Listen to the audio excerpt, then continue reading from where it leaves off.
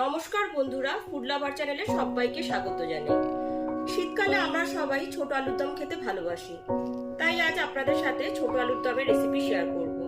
সকালে জলখাবারে হোক বা রাতের ডিনারে, যা ছোট থেকে বড় সবাই খেতে খুবই পছন্দ করবে। রুটি, লুচি, পরোটা, ফ্রাইড রাইস সবকিছুর সাথে এটি খেতে খুবই ভালো লাগে।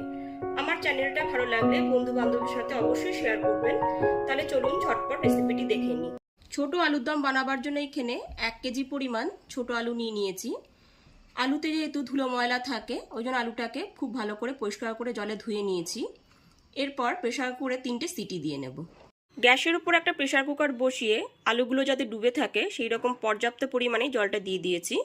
এরপর এর মধ্যে দিয়ে দিচ্ছি 1 টিস্পুন লবণ। লবণটা যাতে আলুর ভিতর ঢুকে যায় সেই জন্য লবণটা এখনই দিয়ে দিলাম। লবণটা দিয়ে দেওয়ার পর প্রেসার কুকারের ঢাকনাটা লাগিয়ে 3টে সিটি দিয়ে আলুগুলো সেদ্ধ করে নেব। প্রেসার কুকারে 3টে সিটি দিয়ে আলুগুলোকে সেদ্ধ করে একটা বাটিতে রেখেছি। দেখুন এখানে আলুগুলো কিন্তু 80%ই সেদ্ধ করেছি। আলুগুলো যাতে গলে না যায় সেই রকমভাবে সেদ্ধটা করেছি। এইবার সমস্ত আলুগুলোর খোসা ছাড়িয়ে নেব। সমস্ত সেদ্ধ করে না আলুগুলোর সুন্দর করে খোসাগুলোকে ছাড়িয়ে নিয়েছি। এবার আলুগুলোকে ভেজে নেব।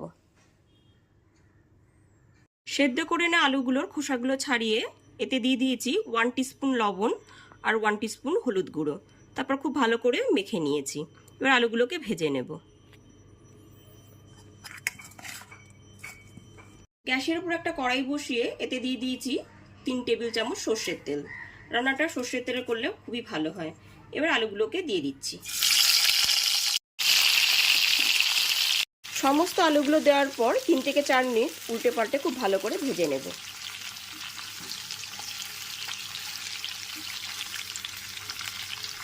তিন থেকে 4 মিনিট ধরে আলুগুলোকে খুব ভালো করে ভেজে নিয়েছি। আলুগুলো এখানে ভাজা হয়ে গেছে। এবার আলুগুলোকে একটা বাটিতে তুলে নেব। ভেজে নেওয়া আলুগুলো একটা বাটিতে তুলে রেখে ওই একই তেলের মধ্যে ফোড়নে দিয়ে দেব 2টো শুকনো লঙ্কা, 1/2 টিস্পুন সাদা জিরে, 2টো তেজপাতা, লবঙ্গ, এলাচ আর দারচিনি। গ্যাসের ফ্লেমটা লোতে রেখে ফোড়নটা হালকা করে ভেজে নেব।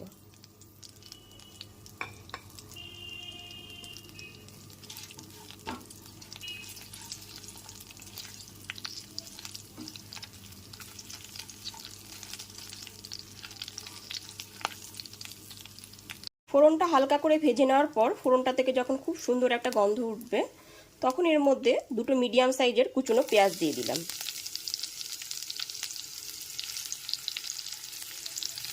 গ্যাসের ফ্লেমটা মিডিয়ামে রেখে পেঁয়াজগুলোকে হালকা বাদামি করে ভেজে নেব।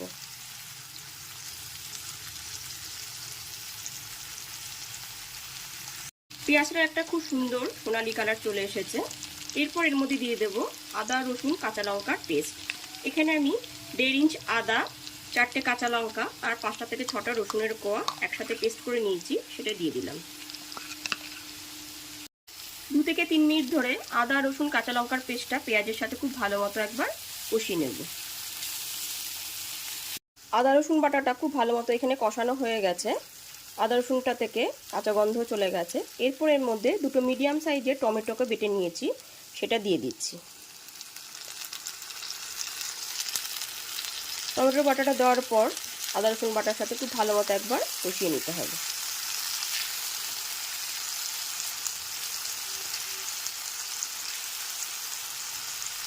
টমেটোটা এখানে খুব ভালো মতো কষানো হয়ে গেছে। এরপরের মধ্যে দিয়ে দিচ্ছি 1 টিস্পুন লবণ, 1 টিস্পুন হলুদের গুঁড়ো। এরপর এর মধ্যে দিয়ে দিচ্ছি 1 টিস্পুন ধনের গুঁড়ো আর 1 টিস্পুন জিরের গুঁড়ো। তারপর সামান্য একটু জল দিয়ে খুব ভালো মতো মিডিয়াম ফ্লেমে কষিয়ে নেব।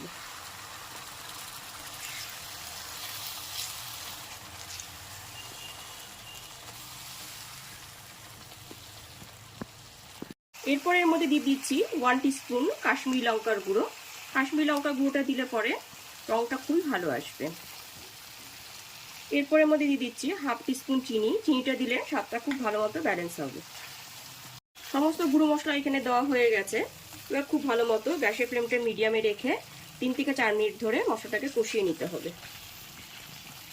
মশলাটা এখানে খুব সুন্দরভাবে কষানো হয়ে গেছে আর মশলাটা থেকে তেলও রিলিজ হয়ে এসেছে। এরপর এর মধ্যে দিয়ে দিচ্ছি 1 বাটি পরিমাণ কড়াইশুঁটি। কড়াইশুঁটিটা দেওয়ার পর খুব ভালো মতো একবার মিশিয়ে নিতে হবে।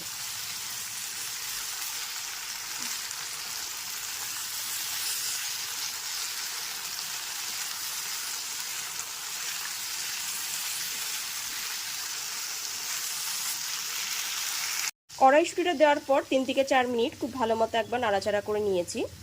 কড়াইশুঁটিটা দিলে পরে ছোট আলুর দমের টেস্টটা খুব ভালো হয়। এরপর এর মধ্যে ভেজে রাখা আলুগুলোকে দিয়ে দিচ্ছি।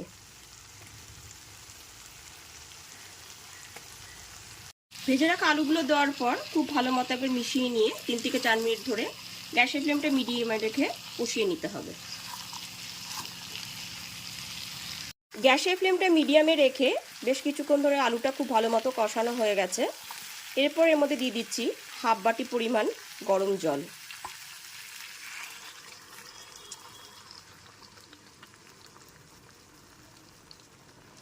রান্নায় গরম জলটা দিলে পরে স্বাদটা খুবই ভালো হয়।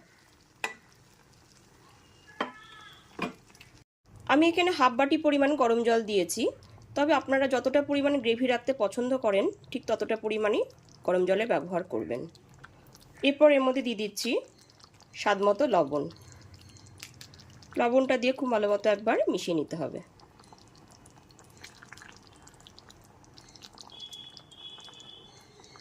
লবণটা দিয়ে খুব ভালো মতো মিশিয়ে নেবার পর আলুটা যাতে সুসেদ্ধ হয়ে যায় ওই জন্য 10 মিনিটের জন্য ঢেকে রান্না হতে দিলাম। 10 মিনিট পরে ঢাকনাটা সরিয়ে দেখে নিচ্ছি। আলুগুলোকে একটু নেড়ে নিচ্ছি। আলুগুলো এখানে সুসেদ্ধ হয়ে গেছে। আলুগুলোকে একবার খুব ভালো করে নাড়াচাড়া করে নিচ্ছি। আলুগুলো দেখে নিচ্ছি, এখানে আলুগুলো সুসেদ্ধ হয়ে গেছে, চেক করে নিচ্ছি। এরপর এর মধ্যে দিয়ে দিচ্ছি 1 মুঠো ধনেপাতা কুচি।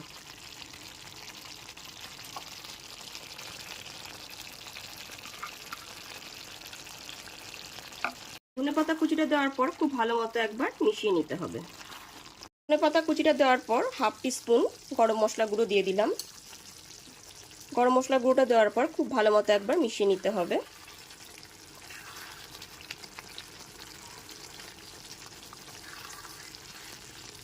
গরম মশলা গুঁড়োটা ভালো মতো মিশিয়ে গ্যাসের ফ্লেমটা অফ করে দিলাম।